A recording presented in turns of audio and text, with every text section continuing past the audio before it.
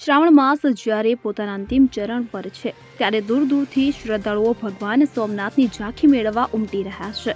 ત્યારે આ પાવન પ્રસંગે શ્રાવણના અંતિમ સોમવારની પૂર્વ સંધ્યાએ કર્ણાટકના શૃંગેરીથી આવેલા ભૂદેવ બ્રાહ્મણોની એક યાત્રી મંડળ સોમનાથ મહાદેવના દર્શને પહોંચેલ હતું। આ ભૂદેવોએ પોતાના પવિત્ર સ્વરોથી ભગવાન શિવને પ્રિય એવા વેદોક્ત મંત્રોના પાઠ કર્યા અને સ્વર અભિષેક કર્યો હતો।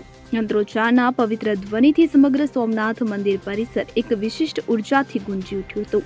આ પ્રસંગના સાક્ષી બનેલા ભક્તો ધન્ય બન્યા હતા। વૈદિક મંત્રોચ્ચાર દ્વારા ભૂદેવોએ ભગવાન સોમનાથ પાસે વિશ્વ કલ્યાણ માટે મંગલ પ્રાર્થનાઓ કરી હતી। દીપક જોશી સાથે CN24 ન્યૂઝ સોમનાથ। હવે જુઓ દેશ દુનિયાની તમામ ખબરો તમારી આંગળીના ટેરવે। ઉઠાવો મોબાઈલ અને Google Play Store પરથી ડાઉનલોડ કરો અમારી CN24 ન્યૂઝ મોબાઈલ એપ।